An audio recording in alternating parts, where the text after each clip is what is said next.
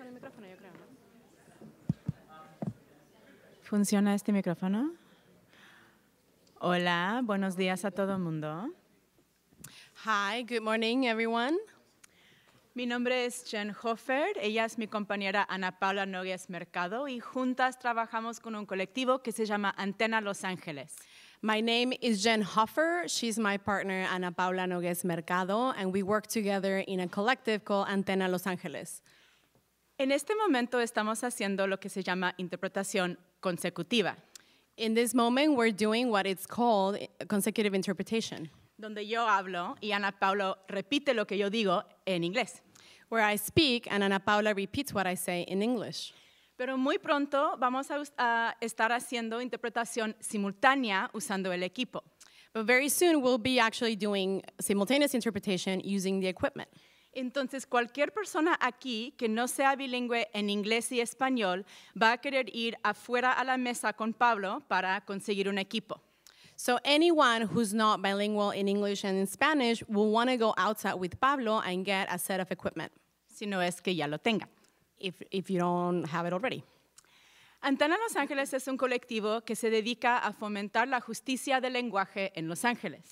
Antena Los Ángeles is a collective dedicated to foster language justice in LA. Déjame bajarlo un poco.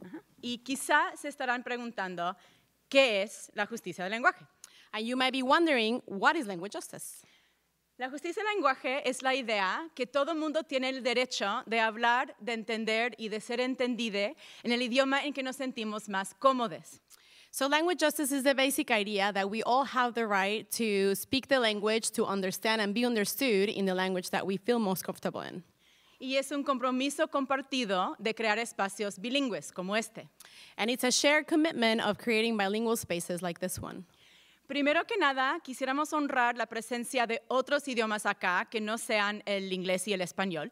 First of all, we would like to honor all the languages that are present here that are not English and Spanish. Pero el día de hoy lo que tenemos es la capacidad de interpretar entre inglés y español. But today we have the capacity to interpret English and in Spanish. También quizá las personas que hablan o entienden español nos van a escuchar usando la E, por ejemplo, usar el idioma en que nos sentimos más cómodos. So for folks who speak Spanish, who understand Spanish, you might hear us using the E. For example, when we say cómodos, everybody feels cómodos, comfortable speaking in the language they feel most comfortable in. Y no es un error en la pronunciación no usar la A o la O al final de la palabra, sino es un esfuerzo de resistir el binario de género y crear espacios inclusivos para todos. And it is not a mistake using the E instead of the A or the O while we are interpreting. It is actually very intentional because we want to break the binary, the gender binary in language. Como mencioné, la creación de espacios bilingües es una responsabilidad compartida entre todo el mundo. As I mentioned, the creation of bilingual spaces is a responsibility shared by everyone. Y hay un par de cosas que ustedes pueden hacer para literalmente echarnos la mano. And there's some things that you can actually do to literally lend us a hand. Si ven a la persona interpretando o a su compañera haciendo este gesto, y si todo el mundo lo puede repetir con nosotras, if you see me or my partner interpreting doing this gesture, please can you repeat it with us? significa que la persona que está hablando muy, muy, muy rápido y no podemos entender y no podemos interpretar y tienen que hablar más lento. It means that the person that's speaking super fast and we cannot understand what they're saying, so we need them to slow down so we can interpret. De igual manera, y no creo que vaya a pasar acá porque el REDCAT teatro es increíble, pero si nos ven haciendo este gesto y si todo el mundo lo puede repetir, por favor, significa lo obvio que necesitamos que la persona hable más fuerte. And in case, and I don't think this is going to be actually happening here because the REDCAT is so amazing, but if we do this signal, if you can please do it with me, it means that we need you all to speak up. Otra cosa que recomendamos es que las personas usando el equipo lo mantengan puesto y nada más suban o bajen el volumen mediante el idioma que se está hablando.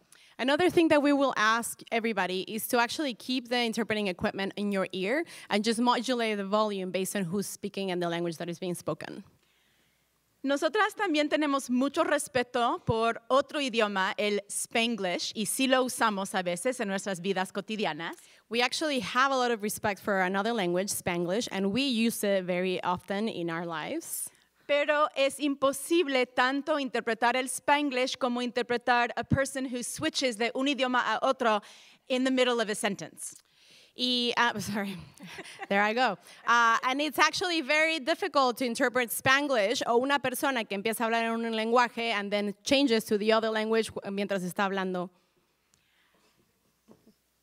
Otro detalle, es muy común que las personas hablando piensen que tengan que repetir lo que acaban de decir en un idioma en el otro, pero aquí estamos para interpretar todo lo que están diciendo, entonces pueden hablar cómodamente en un idioma.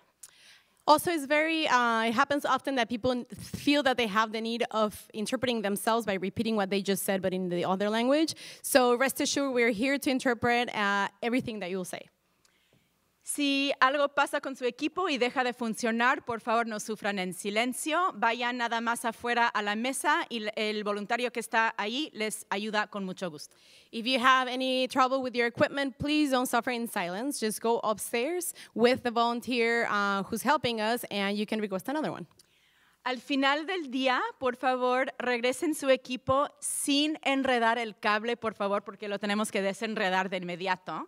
At the end of the day, please immediately return your equipment without wrapping the cable, please, because we have to do it. We have to unwrap it. Y si tienen más interés en el trabajo que hacemos, trabajamos con muchos grupos comunitarios, hacemos talleres y cursos de capacitación. Hay estos folletos amarillos ahí en la mesa con el equipo también.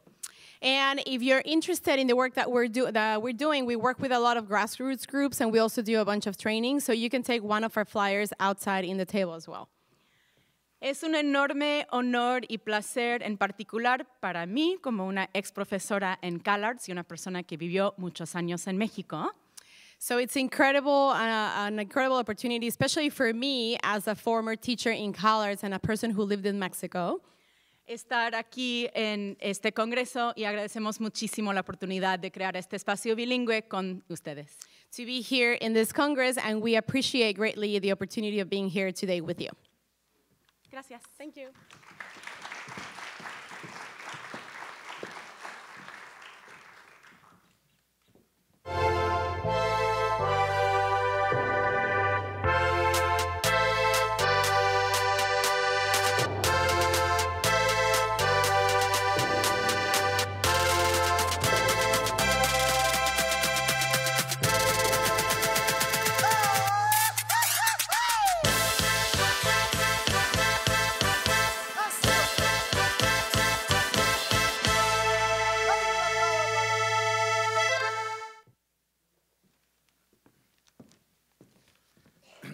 Hello, welcome to REDCAT, the Roy and Edna Disney CalArts Theater. My name is Mark Murphy, the Executive Director of REDCAT, and it's a great pleasure to host this forum here. A Creative Economy Forum today and tomorrow is a great collaboration between CalArts and the Consulate General of Mexico in Los Angeles, and we're honored to have it here, as we've been honored to have hosted more than 120 different artists from Mexico over the years, performing on our stage, exhibiting in our gallery, showing films on our screen, and engaging with the community throughout the city. In many cases, it was their first appearance in the United States. This forum was initiated cooperatively by the president of CalArts, Stephen Levine, and our great colleagues at the Mexican Consulate. But Stephen is with us today as President Emeritus. The initiatives focused on Mexico and other Latin American initiatives are an important part of his rich legacy as President of CalArts for nearly 30 years, as is REDCAT. This morning, we welcome the brand new President of CalArts, Ravi Rajan, who began serving in that role this month. Ravi Rajan is in the process of moving to his family to Los Angeles from New York, where he was Dean of the School of the Arts at the State University of New York, Purchase. In his bio, which is printed in the program, all of the participants have bios in the program, so we don't have to go into it in great detail each time. He is, you'll note in the bio, he's an artist himself, an accomplished musician, and also a creative collaborator who has worked across many artistic disciplines and worked across many borders, working internationally. Please join me in welcoming to today's forum and to Los Angeles, Ravi Rajan.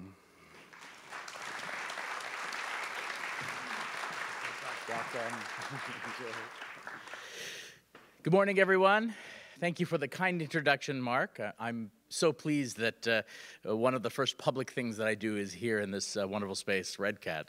As Mark said, I'm Ravi Rajan, the newly minted president of CalArts, and I'm delighted to be here this morning to welcome you all to the Mexico-Los Angeles Creative Economy Forum. The next few days should be important and fascinating. In them, you'll hear from artists, intellectuals, and arts producers as we explore the challenges facing cultural trade between Mexico and the United States through the lens of Los Angeles. The kinship between LA and many different regions of Mexico, including Mexico City, one of the world's greatest cities, has always been vitally important. And I think you'll agree that it has been made even more important by current US politics. I want to thank the trustees of CalArts for their support of this event. I know we have several trustees in attendance this morning. I want to especially thank Rodrigo Garcia and Tom Rothman, who are participating in 2 of our panels. I want to give special recognition to trustee Susan Steinhauser for her direct and generous support of this forum. And I want to make a final note of thanks to Patricia Gonzalez, without whom the production of this event over the next few days would not happen. Patricia is one of the many dedicated staff at CalArts who quietly make things happen, and we will enjoy these days because of her leadership. Thank you, Patricia.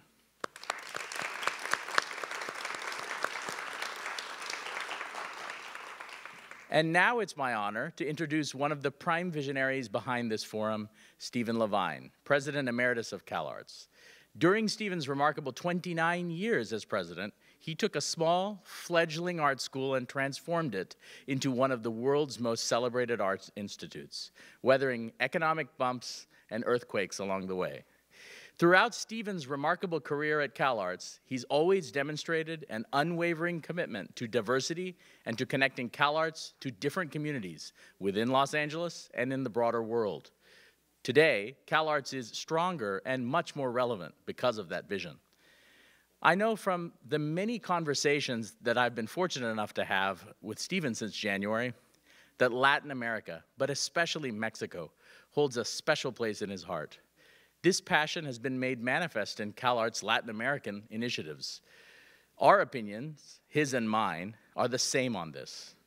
I believe that Latin America holds the future for all the Americas. I was fortunate enough to attend a CalArts screening of the animated movie Cars 3 yesterday, in which the future of car racing is defined by the strength of a Latina protagonist. Fantastic. As usual, Stephen's vision is just slightly ahead of that curve. Over the last few years, CalArts has dramatically increased its recruitment of students and faculty members from Mexico as well as broader Latin America. This work continues today through new artistic collaborations and friendships throughout the region. These Latin American initiatives are just some of the many great legacies left me by Stephen. As the president of CalArts, I look forward to continuing this important work. There's so much we could say about Stephen Lavine, including applauding the creation of this magnificent space, REDCAT, that it would take up the entire conference. Instead, let's hear from the man himself. It is my great honor to introduce a man who I am privileged to call my friend, Stephen Lavine.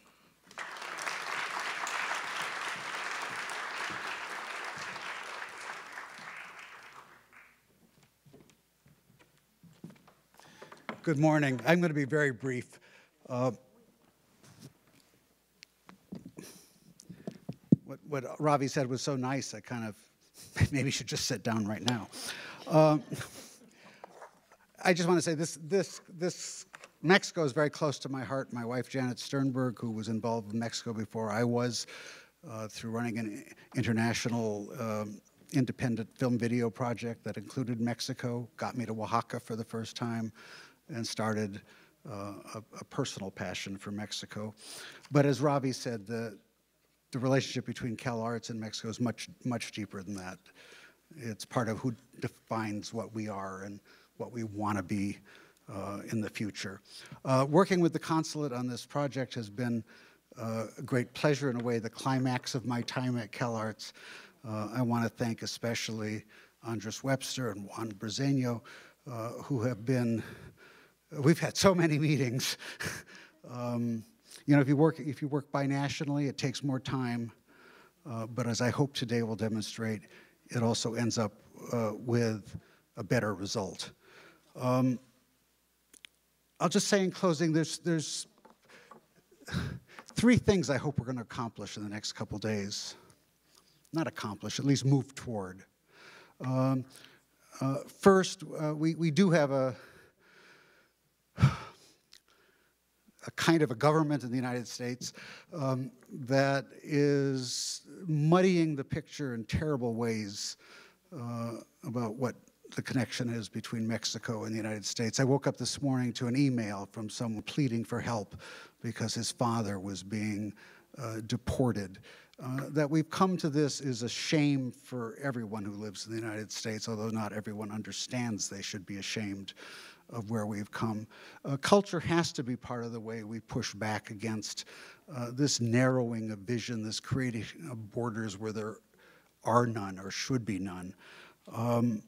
When we started this, the current climate in Washington was not in mind. We started working on this because it was a good idea. We love the fact that there was going to be a year of Mexico in Los Angeles. Of course, every year is the year of Mexico in Los Angeles, but why not pick out one and start out celebrating then we'll just continue into the future. So the 3 things I hope we'll accomplish are, one, put together some of the pieces of the picture of just how deep the cultural exchange, the cross-binational influences are between the United States and Mexico, with Los Angeles as a key intermediary site. There will, as I think many of you know, be a follow-up supplement of the Los Angeles Times in English and in Spanish, such that this will reach initially 300,000 additional people. And we hope that we will find a proper publisher in Mexico and we'll reach yet a larger public with this understanding. Second, and this is really what we began to do, not celebrate, but to try to identify where the obstacles are.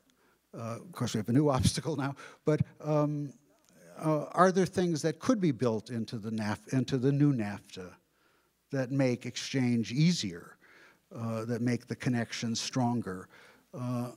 Are there organizations and individuals who are creating new ways to think about how to build these connections? I know there are, because we invited some of them to participate in the event today. I'd like to hold up those examples and hope we can both together identify where the problems are, again, leaving aside the big problem, where the long-standing problems are, and then the third thing is actually putting forwards pieces of a solution toward thinking clearly how to take the richness that already exists in this relationship and build it out into what it really should be as we occupy this hemisphere together. It's a pleasure to welcome you all. I have to add one further thank you also, which is to Patricia. This started out as my and Andres's and Juan's idea. Patricia had another job with me, and she stepped up as this became bigger and more complicated, and really none of this would be happening without her tremendous work to realize it. So I thank her. I'm glad Ravi did as well. And I guess I'll just close by saying I'm thrilled that Ravi is my successor at CalArts. We have spent a lot of time talking. We share many convictions about the world. And I stepped down as president with a kind of confidence that what I believed in and have worked for is just beginning and will evolve in new and valuable ways under Ravi's leadership. With that, I will turn the stage over to our partner. Oh, we have one introduction. Mayor Garcia could not make it. He is traveling. And Edgar is here. Could you come and just say a couple words?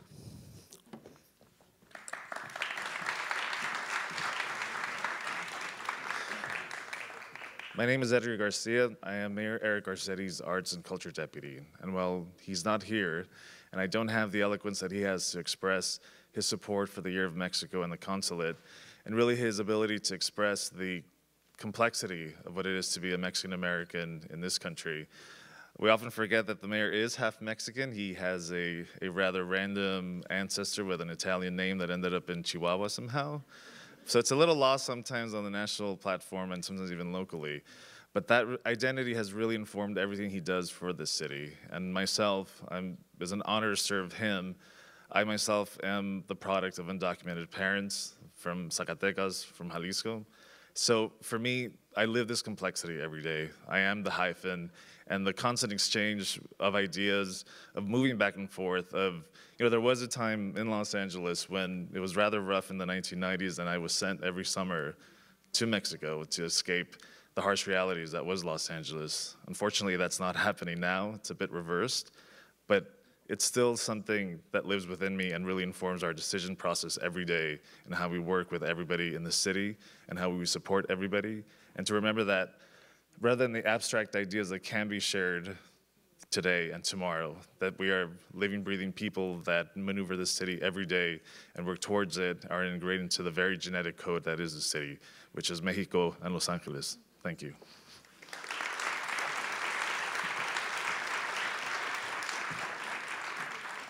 Edgar, thank you. And now I'd like to invite Juan Briseño to say a few words on behalf of ProMéxico and to introduce the Consul General.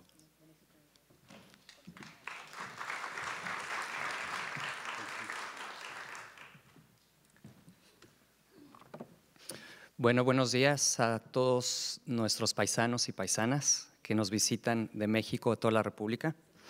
Good morning to all our guests. I would like to welcome all of you on behalf of the Mexican Ministry of Economy and ProMéxico.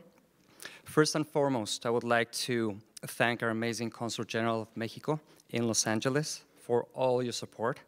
Without your support, this would never happen. And also wish to thank Stephen Lavine.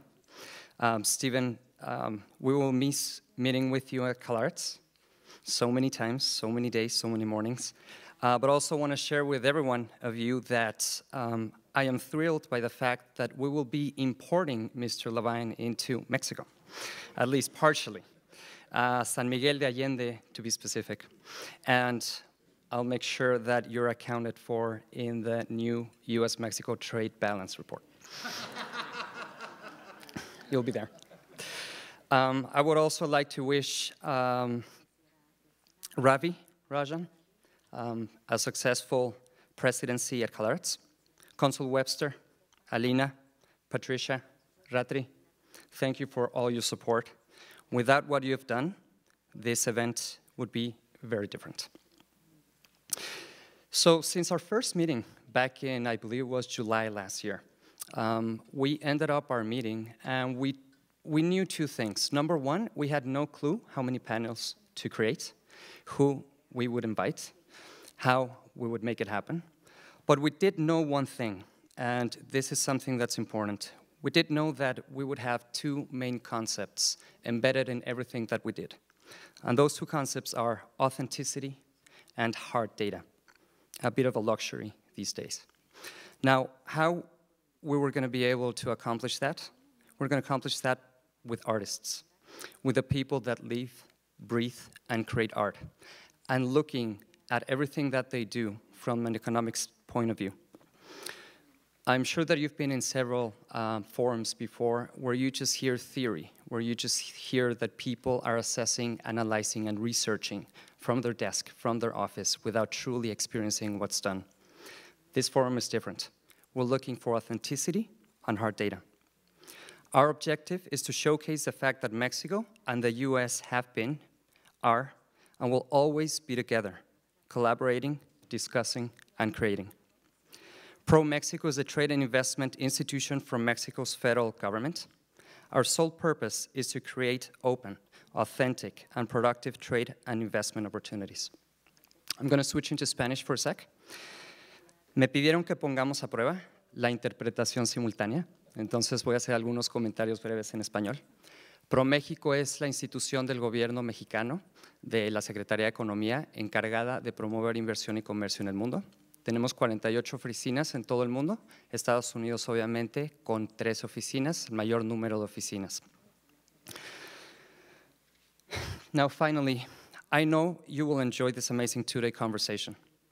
With that, let me pass on the microphone to Cónsul General of Mexico in Los Angeles, Carlos García de Alba.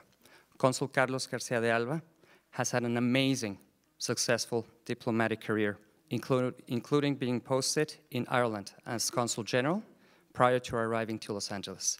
Thank you.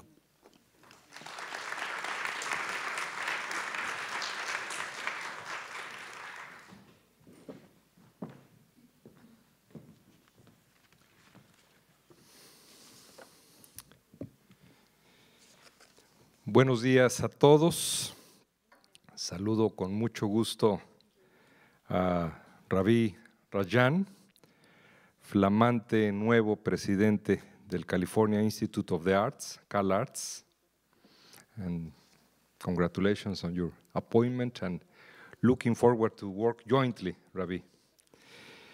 A mi querido amigo Steve Lavine, presidente emérito de CalArts, great to meet you. All the best in your brand new position, Director General of the Thomas Mann House. What a nice job you got. Saludo también con mucho gusto a Edgar Garcia, representando al alcalde de Los Ángeles, Eric Garcetti. Y a todos, I want to say also deeply thank you to all the trustees of CalArts, especially to Susan. She has to be somewhere. Thank you so much for your support in order to make possible this important event. Y buenos días a todos.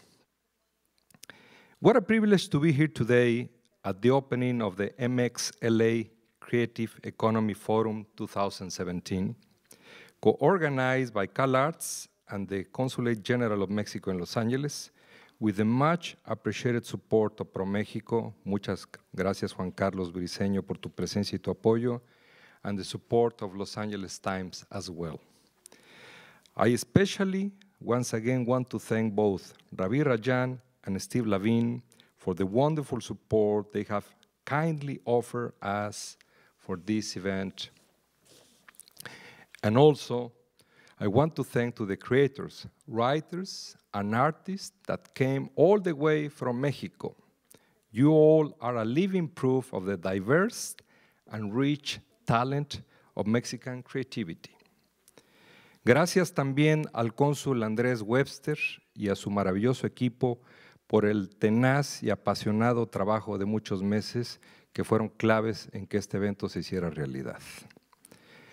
Mexico is a very strong cultural superpower. We have a culture that goes back to more than 3,000 years, that includes wise, remarkable civilizations like the Olmec, Toltec, the Maya, or the Aztec. We want to keep being a big, rich cultural superpower, but also an increasingly very relevant country in economic terms. On this path, cultural industries are vital. Nowadays, as any other nation, it is true that Mexico faces important, complicated challenges, that there are problems and uncertainties that we need to overcome. The creative industries are playing a fundamental role in modern Mexico. It has to be that way in the post-industrial knowledge-based economies of the 21st century. Creative industries in Mexico are rated as the 5th most important strategic industry, just after aerospace agriculture, food, and the automotive sector. Creative industries account nowadays in my country for 7% of the GDP, and the potential for growing much more is already there. In fact, Mexico occupies the 18th place in terms of creative industries worldwide, as pointed out by the Creative Economy Report issued in 2010 by the United Nations Conference on Trade and Development. We are also the #1 creative industries economy in Latin America. But that's not enough. We want more, and we need more. We want to be among the top 10 as we are in other areas, like the attraction of international tourism, where we are #8. 5 years ago, we were #14th. There are several reasons that explain Mexico's leadership on creative industries. A very important one is our cultural infrastructure. We have 1,239 museums and over 45,000 archaeological sites. We are home to 34 UNESCO World Heritage Sites, which makes us the country with more sites in this continent and #7 in the world. Our language is another relevant element. Spanish is already the second most spoken language in the world. This allows us, for example, that Mexican television productions per year are broadcasted in more than 100 countries, reaching up to 1 billion viewers. Art, literature, food, music, fashion, and film festivals are also essential. The Cervantino International Festival, that covers several artistic disciplines, has become one of the 5 major events of its kind in the world. By the way, Jorge Volpi made a superb job as its former Director General, and he is with us today. Muchas gracias, Jorge. Also, the Guadalajara International Book Fair is the second most important one in the world, just after Frankfurt. And its Director General, Marisol Schulz, is here with us as well. Muchas gracias, Marisol. Meanwhile, the Guadalajara Film Festival is the premier festival in Latin America. Since 2011, the festival presents with great success its Los Angeles edition, that this year, by the way, will take place at the very beginning of November. Other creative industries that excel in Mexico are music, a central one, design, new media, architecture, video games, and of course, the film industry. Mexican cinema is really booming and is becoming more and more the darling of the international media. As you can see from all this, Mexico attaches a great importance to creative industries, and we are completely aware that Los Angeles is a close, strong, key, and natural partner, and a great friend of us. Now, the challenge is to connect more creative industries and their players in both sides of the border, in Mexico y en Los Angeles. That is why we are so happy that we are having this two-day Forum Creative Industries. I'm absolutely confident that it will greatly contribute to promote innovation, even bigger links and more helpful and productive bridges between Mexico and this vibrant city. Damas y caballeros, 2017 is a very important year for us because it is the year of Mexico in Los Angeles, a celebration of the Mexican culture and the strong and solid ties that unite my country to the City of Angels in terms of education, business, tourism, sports, science, and many more. El Año de México en Los Ángeles presents more than 200 activities and events in more than 40 different locations all over County Los Angeles. We are bringing to this city the very best and most characteristic of Mexico, and from 14 Mexican states out of 32, that take part in this 12 months long celebration. Just two examples of that. The kickoff of the Year of Mexico in Los Angeles was the exhibition Picasso and Rivera, Conversations Across the Time, presented at LACMA. It was visited by more than 141,000 people, the second most visited at LACMA after Guillermo del Toro's At Home with Monsters show. The exhibition is now open at el Museo de Bellas Artes in Mexico City. And by the way, I was reading this morning that in just 10 days, 41,000 Mexicans have gone to visit this exhibition. Maybe there will be a new record. And we inaugurated 10 days ago another wonderful exhibition at the Los Angeles Public Library, nearby, very close, Pintando the Colors of Education, which brings together 41 masterworks commissioned by la Comisión Nacional de Libros de Texto Gratuito of very important Mexican artists as David Alfaro Siqueiros, José Luis Cuevas, Leonora Carrington, Raúl Anguiano, and Sebastián, among others.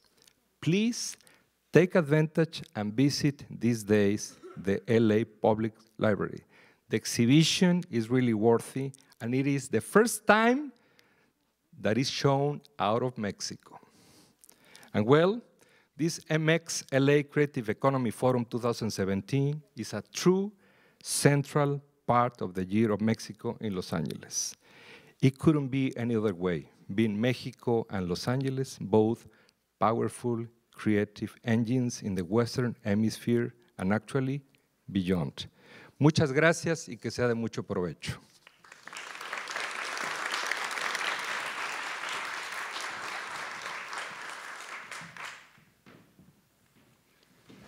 Muy buenos días, soy Andrés Webster del Consulado de México.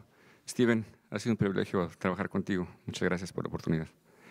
Y me toca presentar al primer panel de música y voy a pedirle al ganador del premio MacArthur y profesor de USC, Josh Kuhn, que pase, por favor, a invitar a los panelistas.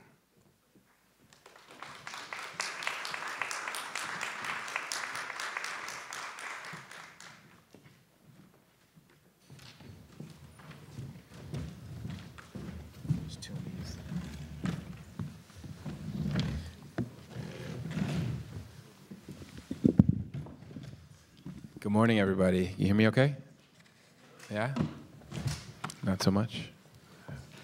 How's everyone? Good. This is the music panel. We have to be alive. Instead of me doing, there are formal biographies of my two co-panelists. You will notice that we were supposed to have a third, but Mr. Cookman got sick, is out with some sort of bad cold, and it really regrets that he can't be here with us this morning. But perhaps we'll, in the course of our conversation, touch on some of the histories and artists and issues that the long history of his work has been involved with here in Los Angeles, in Mexico, and throughout all of Latin America. So we've got formal bios in the program. And actually, before we dive in, I want to thank Stephen for inviting me and inviting all of us to be a part of this, and for putting this on. As we've heard, it's incredibly important at this particular moment. But I also want to thank him and the organizers for putting the music panel first, because usually the music panel goes last. Because people think there'll be like a performance after, and these guys will have to like make music and not talk about what they do. So it's really, I think it's also very symbolic that musicians are going to be starting the conversation by talking about their work, not just by performing. So that's my little advocacy for you guys. So what I'd like to do is actually have you both start by maybe giving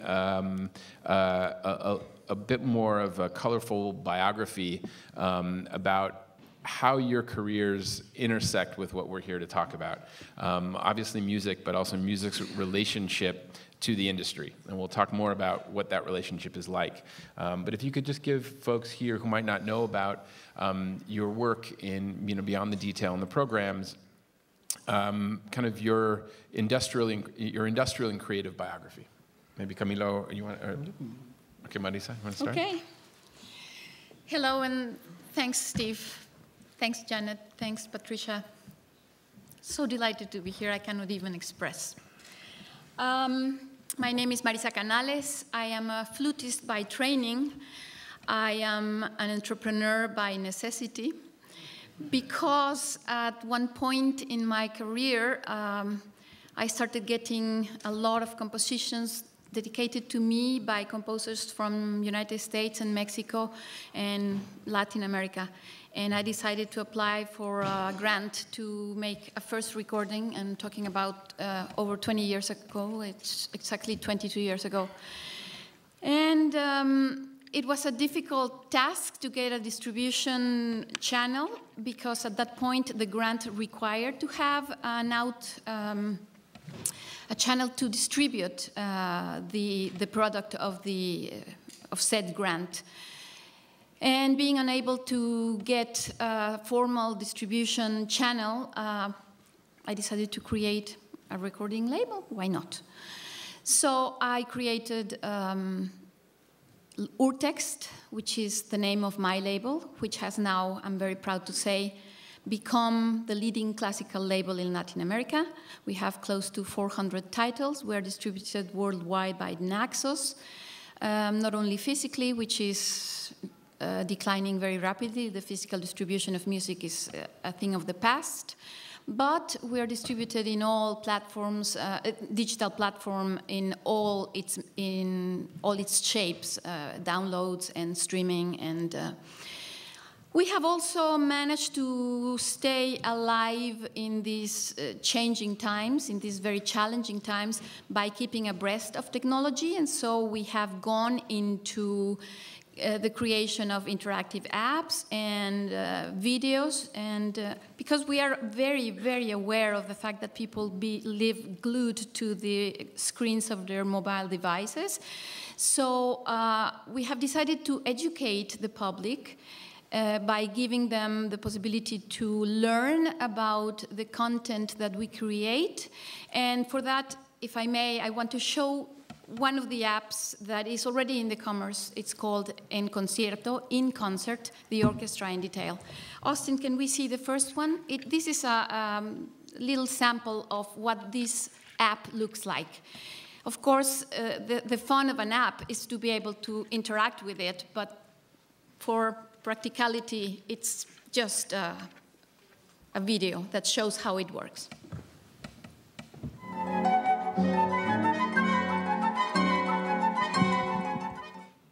So you have the score that scrolls before your eyes, and you have the audio that's synchronized with the score, and you have 4 screens of video that allow you to choose what you want to see close. If you want to skip the score because you are not interested in what the music looks like, then you can go and look at the soloist or the conductor or what the orchestra is doing. But for a student, for instance, it's really interesting to see the different musical lines. And we believe that by educating the person into what it is to make a piece of music, to go beyond the experience of being in a concert hall, you get invested into this experience in a more profound and personal way. And that creates an interest that gives way to maybe curiosity for more. And if the product is of good quality, you maybe create a passion. And if you develop a passion in someone, you have gained a new member of the audience. Thank you, Austin. So this is one of the apps that we have created. That was the first one that we did three years ago. Now that we have created, let's say, the template for the apps, we are developing a new one that revolves around Manuel de Falla's Retablo de Maese Pedro, which is a puppet opera based on a chapter of Don Quixote. Can we roll the second one, please? This is using puppets, historical puppets made by Mireia Cueto 50 years ago. That's Benjamin Juarez Echenique conducting the orchestra.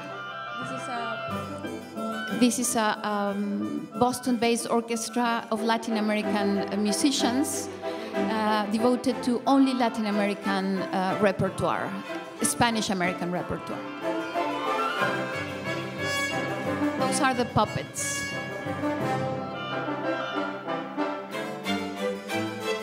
And this is, people might think that this is intended for kids, but it's intended for kids and adults because it's really relevant nowadays because it deals with the tensions between the Moors and the Christians. Thank you, thank you. This app will have also the score underneath, and this app will have a mosaic of interviews of about 30 people of the most important experts in Cervantes, in the times of the Knights, Manuel de Falla, Paris in the 1920s, Wanda Landowska. So it will be a really greatly encompassing app that will educate the people in order to accomplish what I said before. And lastly, we have decided to, even though our label is really devoted to the concert music repertoire, we have decided to expand and create a new platform for helping young pop and rock bands in Mexico to develop their new product. Austin, can we see the trailer? This new platform is called Kutsak, which means white peacock in Maya, the Mayan language. And so we do live sessions in YouTube. We have a channel. We will have a YouTube channel, and we will have influencers that will work with us. And so I'll let you see this. A new music brand, which is a subsidiary company from Urtext Online. We want to generate impact in the music industry by supporting emerging bands and solo artists who are willing to reach a unique sound. Kutsak is divided in 3 departments depending on the needs of the artist.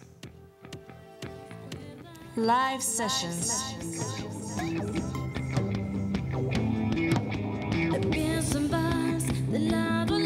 For artists who have already developed their musical career and are looking for different platforms to show their music. We are creating a YouTube channel which will contain live recordings and interviews.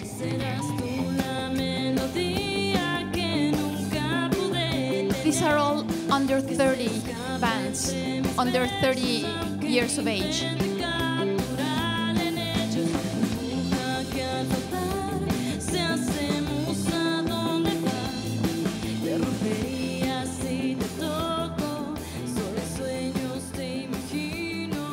Thank you, Austin. So the other parts of our services are we can work with them to create their profile on Facebook or on the social media and to give them help in order to create their own sound, develop their own sound, and to create campaigns in order to promote their own music and to commercialize the music. And finally, me as a flutist, I have commissioned and premiered over 50 works that have been written for me by the likes of, and I'm very proud to say this, Lalo Schifrin and Arturo Marquez, and that's it. Thank you. Thank you, Marisa. Wow. You set the bar very high for presentations. 2 apps and a trailer. What do you got, Camilo? Oh my God, I don't have anything, sadly. Sorry about my English, but my Spanish is worse. So, my name is Camila Lara, and I'm a kind of a double agent here. I come from a little village called Mexico City, and I've been living there all my life. And I started very young on the music business because I had a little addiction to buy albums. No one told me this business was going to change dramatically, and all my money that I spent over those years on vinyls and CDs just went away, and now I can have everything on Spotify or on iTunes.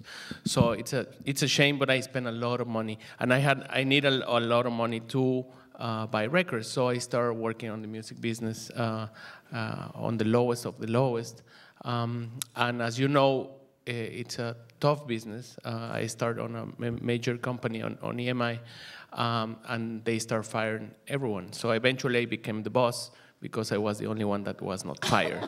I run EMI for a lot of years. I spent 14 years on EMI, longer than I live in my parents' house. On the meantime, I started doing music. I had this obsession with Mexican music, sampling and using elements from Mexican music. And I always thought that was that DNA sound that we have on the cumbia and the cha-cha-cha and the mambo and all these rhythms was kind of key to start playing it with young generation, with people that go to the same parties as I do. So I started DJing and playing a lot of Mexican music. At the beginning was hard, like actually people didn't dance at all. They thought it was horrible. But I convinced them through the pass of time, like I see cumbia finally emerging and having a moment and being hip and cool again, which is a good victory. In the meantime, of course, I quit my EMI job. It was too much to do that. And I started doing music, and I've been a recording artist for some years now, probably like 10 or so. I've been releasing music under the name of Mexican Institute of Sound, and I have other projects, such as one called MXLA, which is Mexico meets Morrissey. We imagine how would be if Morrissey was Mexican and he was living in Mexico City, speaking Spanish and listening to mariachi and cumbia.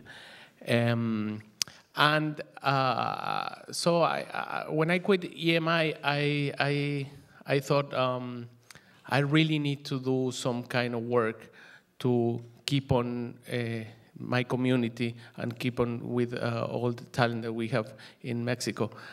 So I opened kind of a hub for talent music services company called Cassette. I team up with a dear friend of mine called Lynn Feinstein, which is an amazing musical supervisor. So we decided to do this Chinese menu for artists that can pick whatever they want, and they can choose from having promotion to have a distribution, digital distribution, physical. So we have done that for almost 6 years now, and we work with a lot of artists from Mexico with local repertoires, and also with international artists. We release everything from Adam Jodorowsky to Radiohead. So it's very like a wide range of artists. And the whole thing is that we thought, like, as independent creator, you don't need this big structure anymore. I think you can manage to do your own work and just have someone that can help you on the things that you're weaker, like distribution or marketing or promotion. So this is basically a big help for creators. We also work with films. We distribute, and we have more than 300 films distributed digitally, and we have close to 1,500 albums. So it's been a fun ride. I still touring and playing, doing a lot of music. I produce a lot of stuff, a lot of bands, and I still believe cumbia is the answer. I work with the Los Ángeles Azules for the last record, and that's why cumbia has a chance now. That's it. Sorry, I don't have images to show, but I could have danced. I can dance. You. Yeah. Okay. Thank you, Camilo. It's very impressive. you know, as we all know, to be a musician starting out at this time, if you're a musician in 2017, means that you have to not just think as a musician, but you have to think as a business person. You've got to think about marketing. You have to think about how you're going to get your music out, and that's a new idea. For the most part, previous eras of musical performance and production, the musicians were the musicians, the industry was the industry, and musicians were, in most cases, left to, you know, be artists, and the business people were the suits, and that the two worlds only met in awkward boardroom conversations. You started on the business side and became more on the artist side, or increasingly the artist side. You started on the artist side and went to the business side at times when you could make those choices, when they were different things. I'm wondering if you could each talk a little bit about how you understand that relationship. You called it being a double agent, about being an artist and then being an entrepreneur. How do you balance those two identities? It's not an easy thing to balance those two things because being a performer requires a lot of time and a lot of concentration, and being an entrepreneur in the field of music, of concert music nowadays, it's really like an extreme sport. Seriously, you are putting your life in the balance and all your economy in the balance every time you decide to go for a project.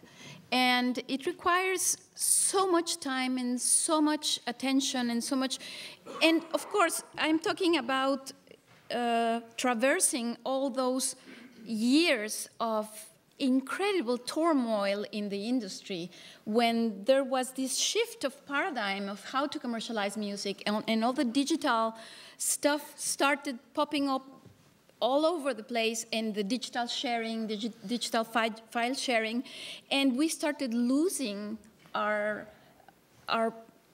place in the world, seriously, because our CDs were no longer being bought in the stores. People were getting access to our music without paying, and that was a moment of realization in which we decided that we needed to do something with technology. So that to say that it became an all-consuming thing to be an entrepreneur in those years of such turmoil, and to keep a career as a performer going was very tough. Nowadays, I think the waters have settled much more, and I have taken up my career as a performer in a more profound way, because I have been able to expand into other horizons. And so I have been invited to play in other countries, and I have been able to expand my contacts, and I am doing really interesting projects. But to answer your question, it's not easy. So, so now that you are always thinking as an entrepreneur, is it changing the way you think as a musician? Are you performing differently? Are you choosing projects differently? Absolutely, absolutely. And one thing that has allowed me to be a good entrepreneur in the music business is to be a musician myself, because the artists that come and sit on the other side of my desk are delighted to know that I have been on this side of the microphone when there is a recording, and that they know what anguish this produces when you have your instrument or your voice, and it's you who is performing, and there is the problem of posterity because you are going to leave there your performance for posterity. And of course, you know, as an entrepreneur, that you have to choose projects that are viable, but at the same time you have to be truthful to your artistic beliefs. So yes, it has changed. It has tempered both sides. Right. And what about for you, Camilo? I mean, you come from a family where music and the music industry were present in some ways. Your brother was a musician. Right. Was going into the music industry a response to that for you? That, like, oh, he's a musician, I'm going to go in the business? And then once you got to Emmy, did that change the way you thought about music? Yeah, well, when I was 8 or 9, my brother was a one-hit wonder in Mexico. So I felt like, and he had a huge hit, and then he was released from his label, and he had this terrible contract. So one of the things that I like, my first instinct was like, why not to fight for a better contract?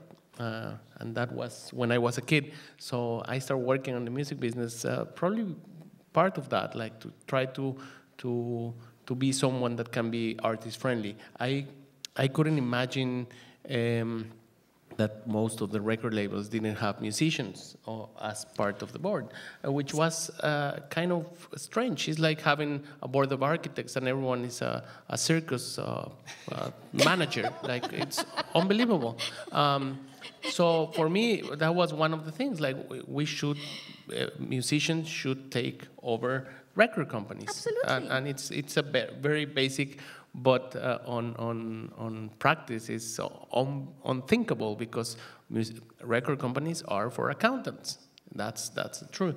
So I guess that was my main thing. And later I discovered, like, I don't want to be an accountant. Like, they're turning me into an accountant, and I don't want to do that. Good for you. So what I started switching into doing more creative stuff. And I guess my process was, instead of fighting against them, was like teach them how to repel them. And that was my main thing, like to create a company that can teach artists to be independent and how not to rely on someone else to have success. I must say, it's a lot easier to teach an artist how to be an accountant than to teach an accountant how to understand the intricacies of music making. Yeah, probably because I hope there are no accountants here today. This is really a tough room for accountants. Well, no disrespect to accountants, but I highly respect, but I don't want to be an accountant, to be honest with you. So I guess the process was, for me, was very natural to become, and I always had that idea of teaching all my friends and the community how to do things, because I learned it and I knew what to do and how to do it. So for me, the creative process is nowadays, and especially in this crazy world, is it goes very deeply into promotion and into how to release your music. It's a world that your music needs to go out in a very different way. Yeah. The media is not traditional, so you don't have to. You have to be smart and creative, and it's an art form. So, and you have stylistically, I think albums are kind of over. So it's a world of songs, at least in the pop world. It's a world of songs. So we're back to a different reality, and we have to adjust and we have to create in a different way. But back to the question. For me, it was fine. Like I think most of what we create on cassette was based on my experience as independent artist. Even if I used to work in a major label. I never released my music through a major label. I always look for independent channels, and I learned through the years that you have to you can do it, and actually you can become a middle-classer musician and travel around the world without having that big structure, which is, I guess, is the same for you. Like absolutely. You find your way, and you do links with other independent labels in other countries, and you find this network that people you like and people you like to work with. Yes. As an artist executive, have you ever not put out your own music because you didn't like it? Well, I have. Or because you didn't think it would sell?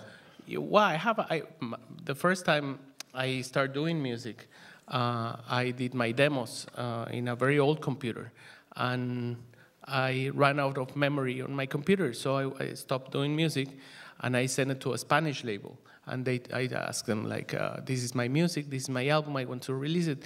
And they were, yeah, send it to us. I sent it, and they came back like a week later and told me like, your music sucks. It's really, really bad. So I was like, well, okay. They told me like, you should work on this and you have to do more music. So I went to my house, but I didn't have enough memory on my computer. So I didn't have a way to save more different music, and I didn't have enough money to buy another computer. So I I hold on like for a week and switch the order of the songs on the CD and send it back to the Spanish label. And they listened to it and they were like, this is marvelous, it's fantastic. I want to release your album. And that's how I became a recording artist. That was my first album, actually. So to answer your question, no. No, okay. So when both of you started in your work and in your fields, there was such a thing, a very defined thing, as the Mexican music industry. That there was something to that. There was a way that you could define a national music industry with record labels that were either national labels or national branches of international labels. There were national record store chains, national radio stations, etc. Can we still talk about, do you still think about such a thing as the Mexican music industry in 2017? Is that worth thinking about? In a context like this, should we be thinking about it in terms of global flows of music, global streaming versus national industries? Well, I think that you can talk about the Mexican music industry in terms of production, rather than all the rest of the machinery around it, the distribution or the promotion or whatever. But the production, yes, because I think that we are living in a golden moment for music production in Mexico, as well as cinema, as well as it's a really interesting moment, because for some reason millennials are looking back at Mexican music for entertainment. Our generation looked outside. There was a very important interest in American music, from United States, particularly in my generation. But millennials are very happy with Mexican singers, are very happy with Mexican musicians, are very happy with Mexican producers, are very happy with drinking mezcal, are very happy with not drinking whiskey anymore, that kind of thing, you know. Tequila became fashionable in my generation still, but millennials are drinking mezcal, which is even more authentic than tequila nowadays. And so that search for authenticity is modifying the consumer habits for music. And I think it makes sense to talk about a Mexican Mexican music industry only in those terms. The rest, everything is digital. Nowadays, everything is just one big platform in which you have access by different ways, different vias, different mediums. But I don't think it makes any sense to make any geographical divisions any longer. It's interesting that I think that's a really important point for us all to think about, is that as industries globalize, that there might be an actual either nostalgia for or retrenchment in national culture at the same moment that the platforms for releasing that music are not nationally contingent. Right. And of course, I need to also talk about what is my particular field, which is concert music. Exactly. And the music, European concert music was brought to United States, to this part of United States, to the Alta California, by the missionaries who started their way from Mexico City through the Camino Real all the way up to the Californias. And they brought the scores and the music that was written during the colonial times, because Mexico was a producer of gold and silver, and we had so much money to spend in music. And all the big cathedrals had a Kapellmeister who composed big works for orchestra and soloists and choirs for each one of the liturgical feasts. So only alone in the archives of the Mexico City Cathedral, there are 10,000 works, just in that archive alone. And in the Puebla and the Morelia and the Oaxaca. So we started this tradition of concert music or academic music or European music that became really a native music because it became more and more modified as the centuries went by. That started a long time ago, and people are not aware of this. And so I think we have the DNA of the music that is created today was planted in the 16th century. Well, it's also an important reminder that the DNA of contemporary industries are also linked to these histories of colonialism and conquest that define the very spaces we're sitting in. Absolutely. And this very city, that these aren't new networks. These are networks economic networks that link far back, back to conquest, that are part of the industries of today. So Camilo, back to maybe just to ask you to reflect on the kind of Mexican industry question, because I remember even when we first met for the first time years ago, there was a specific thing when you would go to Mexico City to experience rock music or even pop music that it was completely separate from, to a certain degree, the Mexican music that would be available or talked about in the US. There simply were records that you could not get here, new albums that were only available in Mexico. So there was this sense of this hermetically sealed national industry.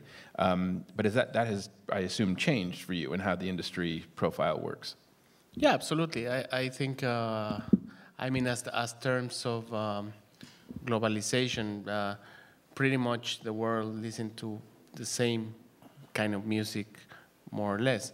I think the most important work as creator and promoter is to find the things that has denominación de origen, our main seal of quality. No? That's why mezcal it's important. That's why films Mexican films have this kind of, especially kind of DNA, Mexican DNA. I think it's been kind of a big work that has come for a long time. I mean, even people like Pacho with Maldita Vecindad have done that work, like trying to mix the Clash with Mexican music and to come up with something new that speaks to a younger generation.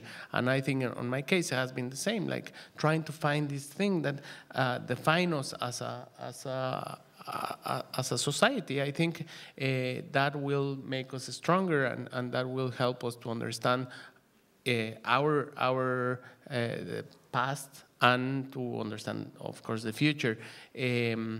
I think through getting our roots and trying to make it part of a living thing, not just like a museum thing, can help us to get more in tune of what we are and to create very interesting stuff. I think it's a process, and nowadays, especially in Mexico City, where I live, I see a lot of an amazing moment for creativity. A lot of cinema, a lot of filmmakers, musicians, artists, chefs. I think we're living a very exciting time in Mexico City, and it's very exciting, believe it or not. I mean, it can be like the world is probably thinks it's a horrible time to be a Mexican because we've been target of so many horrible things and politics. But actually it's a very cool moment to be a Mexican. Absolutely. I think it's probably the golden age of creativity of Mexico City, because we finally decide that we have to embrace our culture and we have to embrace the city, the good things and the bad things, and just to create a third thing that is emerging. And that's the exciting thing about this moment. That's why mezcal is so popular, and it's a great example, because mezcal is like that kind of the same train of thought with mezcal is happening in a lot of the discipline, in cultural disciplines. No? I feel like everyone up here thinks if we just mention mezcal enough, it'll just appear on our table. But nothing is happening, Patricia. Patricia, you're falling behind. This is shameful. So a lot of what you're talking about in Mexico City, my colleague Henry Jenkins has written about this, is what he calls convergence culture, right? So that to speak of music now in the 21st century is impossible without speaking of it next to food, next to film, next to visual art and contemporary art. That really, so much of what fuels what we now call, for better or worse, creative industries is actually a lack of silo thinking, right? That music is over here. And I'm just wondering if both of you maybe have any stories or any thoughts from your own histories of dealing with that convergence, where it's not just music, but music and something, music and food, music and technology, music and film. Well, for me, music and technology is what I live for now.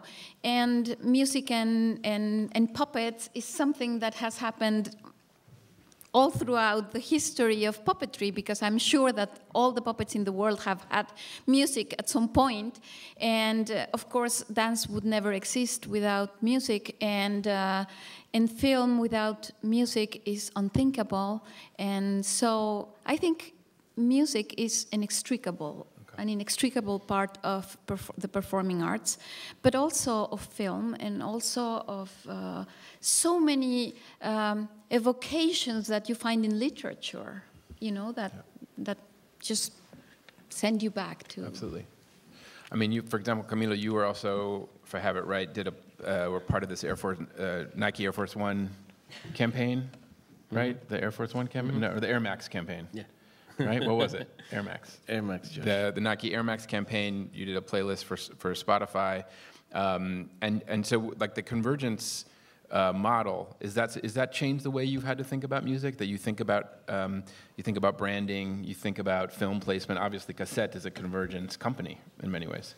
Well, I think we have to adjust, and I think that the music nowadays travels in different ways, and my music has traveled through video games and series and non-traditional. I never had like radio airplay, and so people don't know me because they know the song by heart or because listening on the radio. Probably they play a lot FIFA, and they found my music on FIFA, and I think that's the way my career developed, and I think it's a very exciting thing for musicians that doesn't necessarily do radio songs, you know, that do other kind of music. So I guess in that way, you have to find a way to adjust, to find a place to get music, or to have a link with the audience. I recently did a project that spent a couple of years traveling around the world, doing collaborations with tons of musicians. This was called Compass, and the whole idea was to travel and to meet with musicians and to do songs.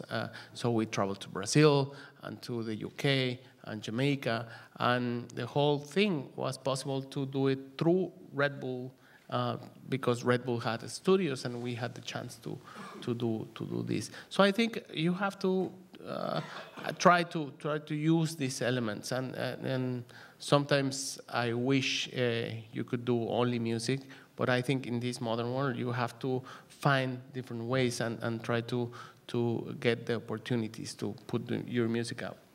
Recently, can I say something? Course. Recently, I performed with a flute trio from France. Their name is Trio d'Argent, the silver trio. And they do a lot of shows that involved lighting and projections of images and things like that.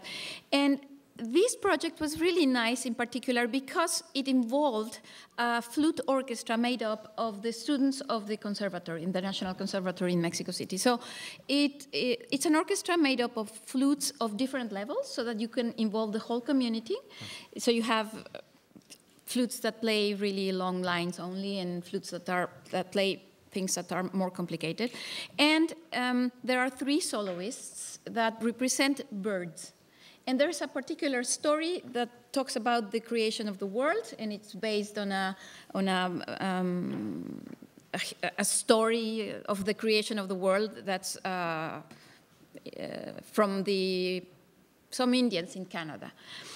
And the fact that each flute had to represent 3 birds was very beautiful because they took the same idea of Messiaen and they copied the songs of the birds, they transcribed them, and each flute had to play the songs of the birds. And then those were fed into the computer, which modified them.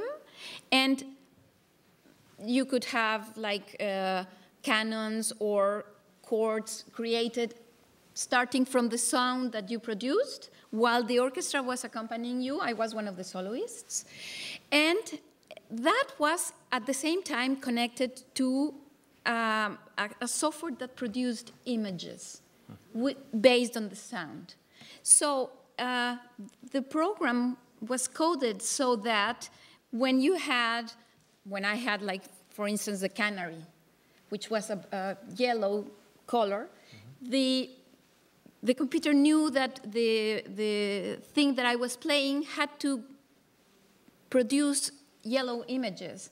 So that thing of putting together with the technology a visual image was incredibly touching because the kids that were performing in the orchestra called all their parents and of course, the whole community of the conservatory, not only the students, but all their families attended. And that gave the families and the kids and all the brothers and sisters and nephews and cousins or whatever, this idea that music could go further and that music mixed with other media was like a magical world. And it was really an inspiring moment. So you've talked a bit and made an important shift in talking about the importance of genre here and the differences that I think classical music and art music in some ways have from other forms of music in the contemporary music economy and creative economy. And there's another, there was something I wanted to bring up to also remind all of us that when we talk about music between the US and Mexico, we're not obviously talking about a kind of monolithic formation. That there are so many different traditions and styles and genres that have their own histories and their own politics. And one in particular that I wanted to raise and to see if either of you had any thoughts on in the context of this conversation, is what in the US is named, and as far as I know, this name does not exist in Mexico, regional Mexican music. So it's a catch-all term in the United States for music from different regions in Mexico, everything from cumbia to banda to norteño to son jarocho and beyond, that gets lumped into this one commercial category on the US Billboard charts, regional Mexican, and that US labels have regional Mexican branches. It is probably the #1 most profitable and popular Spanish language Latin music industry in Los Angeles, if not in the entire United States. So I'm just wondering if either of you wanted to talk a bit about the different challenges that different genres face. And in talking about a rock band versus talking about a banda, what are some of the differences there? What are some of the nuances? Well, I think it's not called regional Mexicano in Mexico because it's like calling it Britpop in the UK. No, let's just pop. I think that's it's a genre that is it's definitely our pop, and it is definitely a connection with people that is outside Mexico. I think that's the link, and I guess when you're away from home, beside the chiles, you miss the music, and that's the main connection, and that's why having that many Mexicans here, that's the massive thing, and it's even more important here than probably in Mexico. Or now the U.S. is part of the epicenter for that, to create hits, and then it comes back to Mexico as a pop culture. Don't you think it's equally important? And the fact that in Mexico you don't perceive it as important, it's because you have access to it anywhere, anytime. And here you have to access it through something that is labeled as regional Mexican, where they have put all the diversity of our music lumped together. And so, of course, all that diverse music that pertains to all the diversity of Mexicans that have come to live in the United States, from Puebla, from Oaxaca, from Sonora, from whatever, they look for their own music. They look from what makes them feel at home when they are away. So, of course, that is the best-selling genre because it encompasses everything.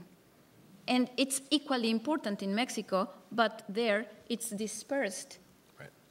So that I think smoothly leads to the issue of immigration, the fact of immigration, but the fact of immigration connected to the long political relationship political and economic relationship between the U.S. and Mexico. And I'm just wondering, as musicians and musical entrepreneurs, what's, in your eyes, the impact that the changing politics between the two countries has on the way you do your work? Where, we keep referencing the current moment and Trump, which we need to keep referencing and keep talking about and keep shouting down. At the same time that we need to recognize that what's happening now, while new in many ways, of course, is not new. It's a tradition of anti-Mexican sentiment, a tradition of policing along the U.S.-Mexico border that goes way back. So how have these changes over time, or have they at all impacted the way you think about what you do? Or do you not even think about politics? I try not to think about politics, but the harsh reality of what's happening makes you sort of turn your head and stare obsessively at that monkey that's with the blonde hair that's on the TV all day and all night. But don't insult the monkey. Sorry, monkeys of the world, yes.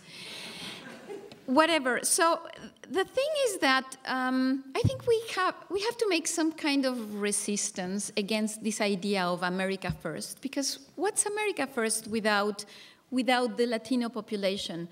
The Latino population is part of America. You cannot extricate the Latino part without America losing one arm and one leg and half of its heart, or more than half of its heart.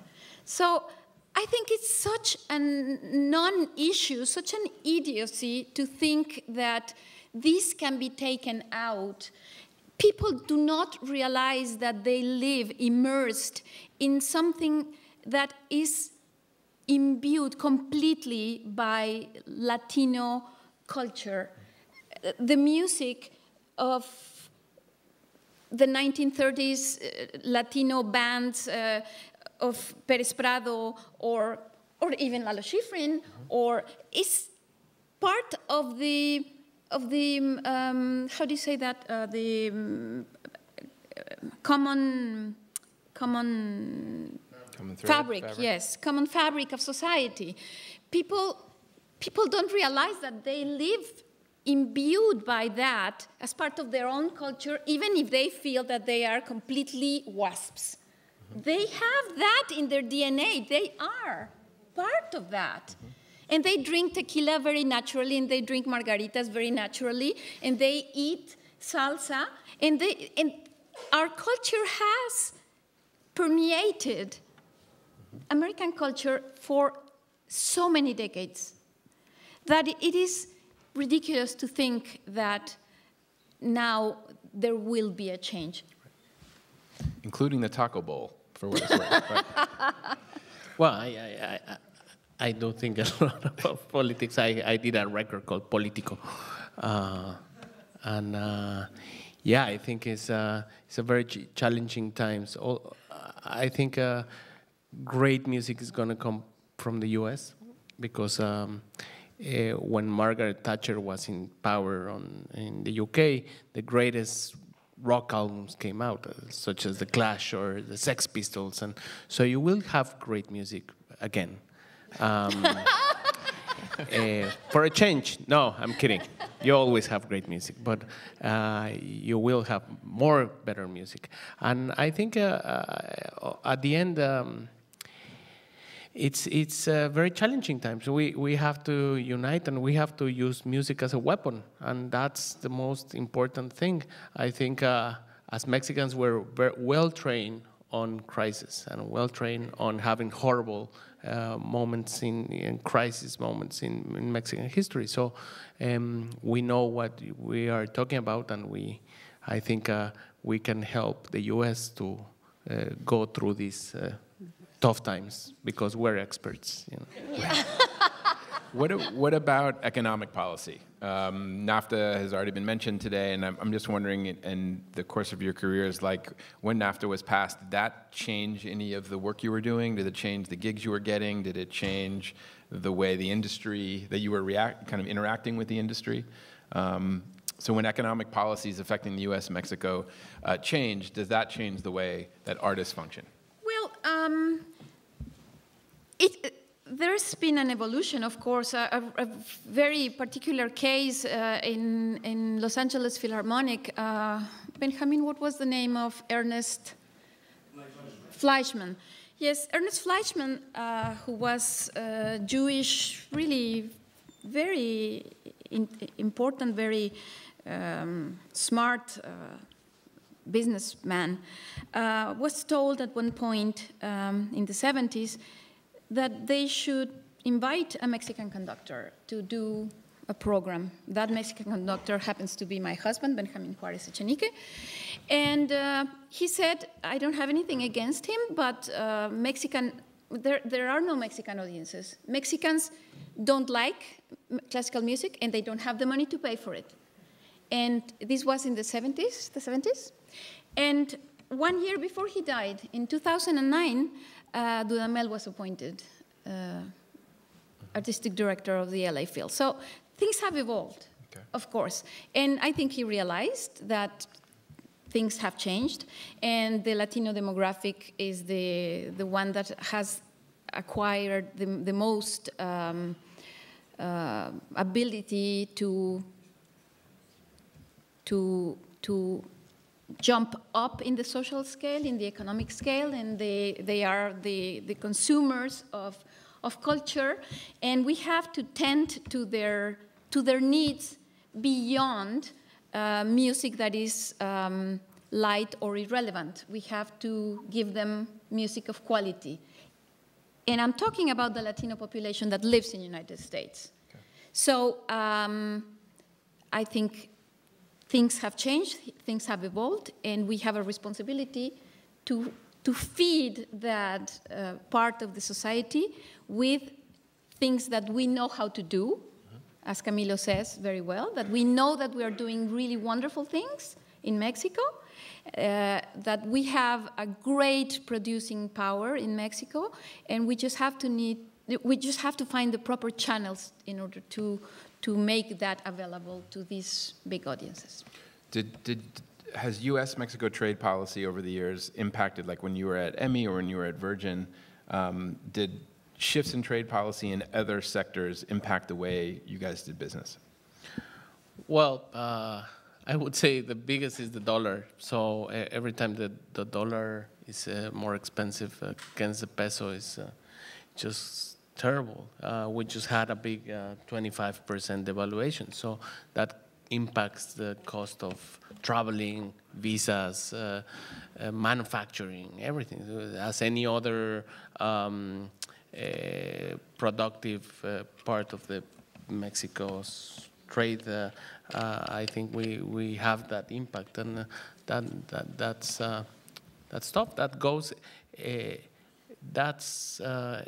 goes directly into your profit or loss. You know, it's tough. So I think we've got about 10 minutes left for any questions. We can open it up if people wanted to ask or chime in. We'll start here, gentlemen. I heard Mexican Institute of Sound at the Santa Monica Pier maybe 20 years ago. No. Well, probably was not me. Oh. Yes, the question, we don't know the question yet, but so far it was that you saw the Mexican Institute of Sound at the Santa Monica Pier. 15 years ago. Probably a couple years ago. You had like 20,000 people captivated. They couldn't believe it. We thought we were in Paris or something like that, close to Santa Monica. So anyway, I just wanted to make that point. I was as captivated as everybody else. So just to try to capture that, you saw Mexican Institute of Sound perform at the Santa Monica Pier in front of thousands of people, laptops on the stage, and you thought that it was burning like laptops. Burning laptops. It was like being in Paris. He looked French. Croissants flying from the sky, yeah. And you wanted to point that out because of the impact that that Mexican musicians can have.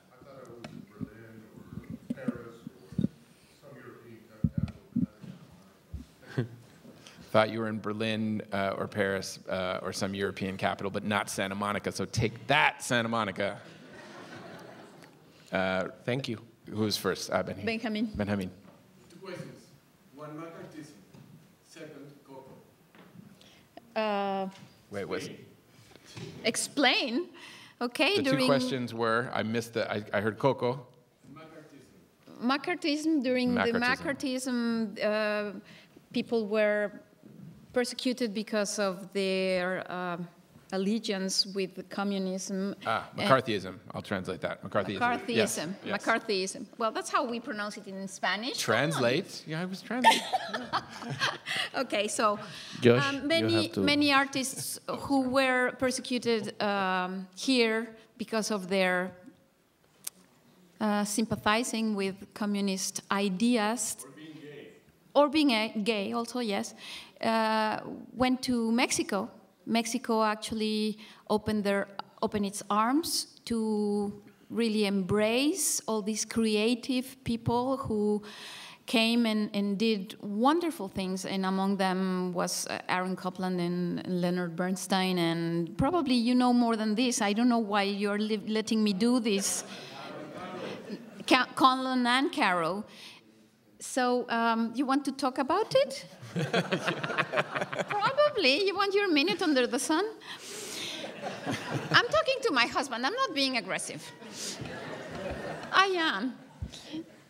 And also, he wants me to talk about the fact that Pixar is releasing this November, at the end of October, Coco, which is a movie about the Day of the Dead, which is the Mexican traditional.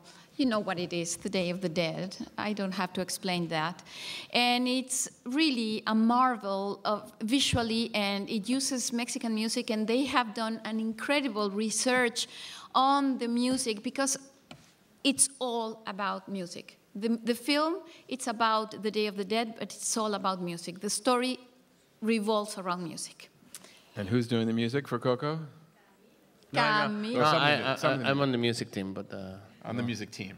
Right. So there is one question here and another there. Okay, Ruben. I just wanted to ask, I wanted to ask, I guess, your opinions about how because it seems to me that Los Angeles, as opposed to, let's say New York or Paris, Mexico has a very clear cultural policy when it exports its music and its culture to Paris or New York or Spain. There are Mexican cultural centers there. And there is also one in Los Angeles, but the one in Los Angeles its role has been very confusing, and it appears and disappears. And of course it gets very complicated because here you have these 4 or 5 million Mexicans, and yet Mexico often takes more seriously, and not just the government, but as well as even the arts, right? They want to be presented in New York or Paris. And Los Angeles gets to be considered this place where actually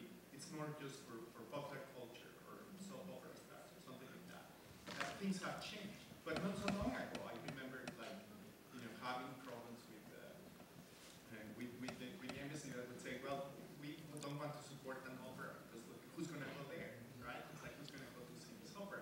Which in fact ended up that obviously was very popular, was a success and worked very well. But there is that problem, right? I mean, it's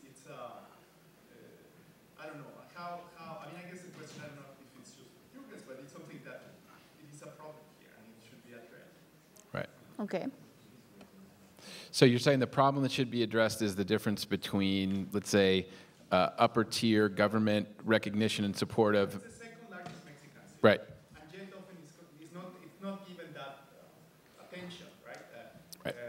And culturally, it's not, like again, often Mexico would send its, first, I mean, their top artists in Paris or New York, and here is like, Oh. Yeah, well, there, go. I want to answer that question. Yeah, well, I would say that. Oh, I'm going to try to. Yes, sorry. I should have known when calling on Ruben it was going to be a tough question, a long question. I'm going to try to repeat it. To address the gap between the large presence of Mexicans in Los Angeles, the large presence of Mexican culture and music in Los Angeles, and the sporadic support of Mexican music by governmental and cultural institutions in Los Angeles compared to the way Mexican music is supported and presented in somewhere like Paris, for example. Did I do okay? yes. Oh, I shouldn't answer. The problem with Mexico and Los Angeles is that the way Los Angeles perceives Mexico is as a place where the gardeners come from, and that's also the problem between Mexico and Los Angeles. Oh, that's a place where the gardeners go to. And so neither, it seems that cultural institutions here and there. Okay. I mean, obviously that's changing, hopefully. I mean, I think this panel is part of that. This But proves it's it, been a yes. problem, it's been a serious problem, and yet we have 5 million potential base of an audience that hasn't been really catered seriously.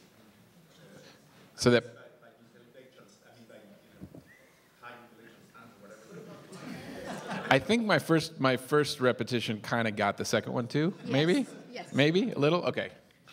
For the sake of No, time. You're from LA, so you can have a better answer. But I think that the best answer is, fortunately, we have YouTube, and fortunately, we have a lot of connection now in deeper levels than any kind of institution, especially on my field. I don't know, probably in more classical music is different, or in other kind of music is different. But I think on the music that I work, it just connects in at different levels, and you find the bridges to come and to make community with in other ways, not necessarily through government or through institutions. No? There's another question there. Sorry. Let me just I want to also try to answer that question quickly, the prior question, which is that I hear what you're saying, and I think it's a really important point, but I also do want to, part of the LA problem is the role of Hollywood, right? And so that as you well know, Ruben, and in the exhibit you did a few years ago now, MXLA, called attention to the role of Hollywood and other media industries in importing Mexican artists, both high and low, so orchestra leaders as well as ranchera singers, into the film industry. So I do think the role of Hollywood has also played a particular, I don't know what to do with it, but it's played a really particular role in almost subverting the role that government agencies have played in bringing Mexican music to Los Angeles. And maybe we've just gotten lazy in Los Angeles about relying on Hollywood to cherry pick and become an industry. As we know, the history of Hollywood's impossible to imagine film scores, for example, without Mexican musicians working in Hollywood. It's a much longer history. There are very few statues in Los Angeles. There are very few statues in Los Angeles of musicians. And of those few musician statues, 2 are Mexican. Agustin Lara, and most recently, Antonio Aguilar. So we do have this kind of this odd thing, as you point out, where we have a lack of recognition in some ways and a high recognition in some other ways. Question here. Yes, live theater is conspicuously missing from your agenda today, live theater being an avid live theater is conspicuously missing from the agenda today and tomorrow. You don't. He doesn't see it. That's the question. How does live theater connect with the cultural exchange issues that you're dealing with, including music? So how does live theater connect to the cultural exchange issues that we've been talking about in terms of music? Perhaps a good question for all the panels going forward as well. Any thoughts? Well, I'm sorry that it was not decided to be included, but I don't know what to say. Of course, live theater requires music, and it's that's something that, as I said, for all the performing arts, music is always an integral part of it. So.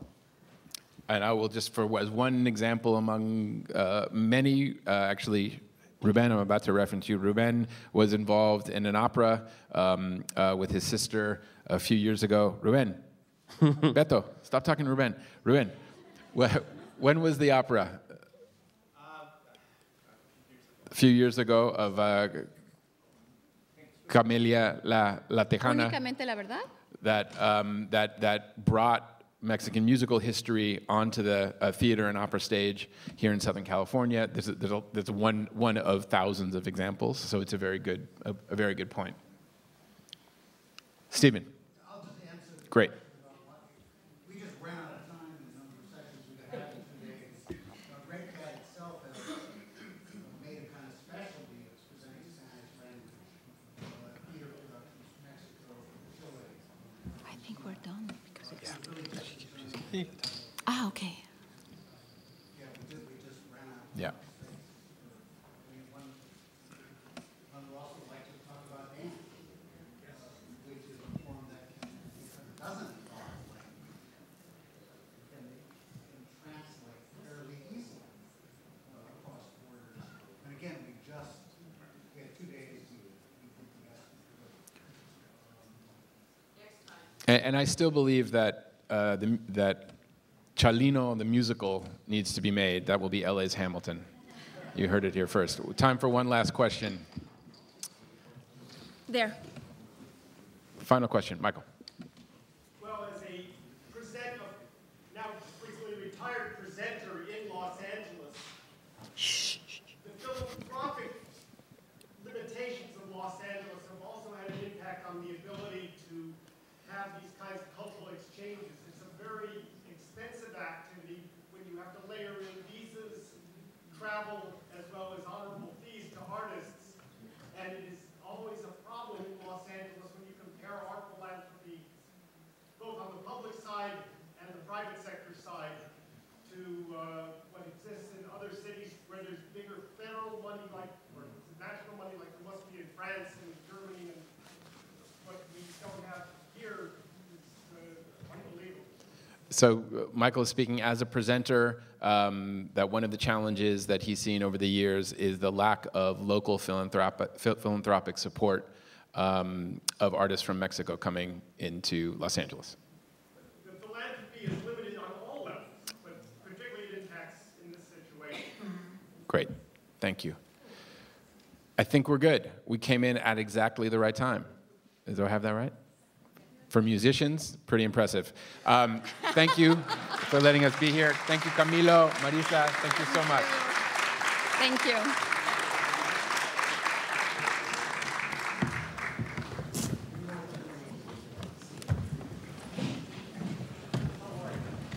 It was great. Thank you so much.